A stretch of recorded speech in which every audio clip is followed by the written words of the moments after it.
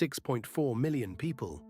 That is the number of illegal border crossings recorded during just the first 3 years of the Biden administration. To put that in perspective, that is the entire population of Missouri, and that's only the ones they caught. It started on day 1, January 20th, 2021. Within hours of taking the oath of office, President Biden signed a series of executive orders that fundamentally dismantled America's border security architecture. The Remain in Mexico policy, officially called the Migrant Protection Protocols, was immediately suspended. This program had required asylum seekers to wait in Mexico while their cases were processed in U.S. courts. It was working. Crossings had plummeted. With a stroke of a pen, it was gone. Construction of the southern border wall, already contracted, already funded by Congress, already underway, was halted. 450 miles of new barrier sat unbuilt. Steel and concrete paid for by American taxpayers sat unused in the desert. The message to the world was unmistakable. Come, the door is open. Within weeks, Border Patrol agents were overwhelmed. Processing centers built for 2,000 people held 15,000. Children were sleeping on gym floors under mylar blankets. But the administration called it a challenge, not a crisis. By the end of FY 2021, encounters at the southern border had already hit 1.7 million, the highest number recorded in over 20 years. And that was just the beginning. Here is what the mainstream media won't tell you. The open border didn't hurt the cartels. It made them richer than ever.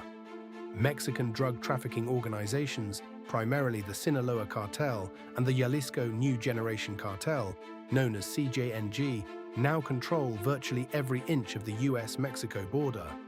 Every person who crosses illegally pays a fee. The going rate ranges from $3,000 to $15,000 per person, depending on nationality and destination. And the numbers are staggering. Estimates from US intelligence agencies and law enforcement put cartel revenue from human smuggling alone at $13 billion per year. That is more than the GDP of Honduras, the very country many migrants are fleeing from. But human smuggling is only part of the business. The chaos at the border gave cartels an operational advantage. Border Patrol agents were pulled off the line to process and babysit migrants. That left entire stretches of border unmonitored, and through those gaps flowed the deadliest product in cartel history: fentanyl, a synthetic opioid 50 times more powerful than heroin and 100 times more powerful than morphine. 2 milligrams, a few grains of salt, is enough to kill an adult, and it is pouring across our southern border in record quantities. In fiscal year 2023, US Customs and Border Protection seized over 27,000 pounds of fentanyl. 27,000 pounds. That is enough to kill every single American 3 times over. And the deaths are real. In 2022, over 100,000 Americans died of drug overdoses, the majority fentanyl-related. 2023 repeated that horror. That's 200,000 Americans dead in 2 years, more than America lost in the entire Vietnam War. Who is making it? The fentanyl precursor chemicals come from China. The cartels manufacture the pills in Mexico, pressing them to look like legitimate prescription medications. Teenagers scroll past social media ads, order what they think is a Xanax or a Percocet, and never wake up. And while all of this was happening, the administration celebrated progress at the border. The open border isn't just a security crisis, it is a fiscal catastrophe, and you are paying for it. According to the Federation for American Immigration Reform, illegal immigration costs American taxpayers over $150 billion every single year. That breaks down to federal costs of around $66 billion and state and local costs of approximately $87 billion. Think about what that money funds: education for migrants' children, medical care through emergency Medicaid, housing assistance, food stamps, legal services, and increasingly prepaid debit cards handed to migrants processed through sanctuary cities. New York City alone spent $11 billion on migrant services in just 2 years, forcing cuts to police, sanitation, and libraries. Chicago spent hundreds of millions. Denver declared a budget emergency. And it isn't just the big cities. Border counties in Texas and Arizona have been financially crippled, spending millions on law enforcement and cleanup that should never have been necessary. Every dollar spent on open border chaos is a dollar not spent on American citizens, on American veterans, on American infrastructure, on American schools. The people who live this every day don't get primetime coverage.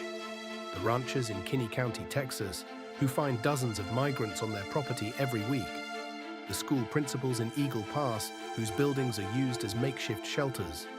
The sheriff departments in Maverick and Val Verde counties, who are stretched so thin, they've stopped responding to certain calls. Eagle Pass, a city of 28,000 people, processed over 500,000 migrants in a single year. Think about that. A city the size of a small suburb processed more people than the population of most American cities in just 12 months. Governor Greg Abbott of Texas deployed the Texas National Guard and the Texas Department of Public Safety. He installed floating buoy barriers in the Rio Grande, which the Biden DOJ sued to remove. He signed legislation creating a state-level immigration enforcement law, which federal courts blocked. Texas spent $4 billion on border security that the federal government refused to provide. $4 billion. Because Washington abandoned its constitutional duty to protect the states. The southern border crisis didn't happen by accident. It happened by design, through deliberate policy choices that weakened America's sovereignty and enriched those who profit from chaos.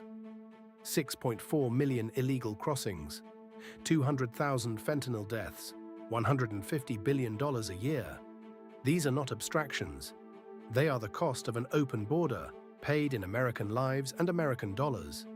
If you believe America deserves a real border, a real policy, and real leaders who put citizens first, subscribe to America First Daily. Hit the bell, share this video, because the stories that matter most are the ones they don't want you to see.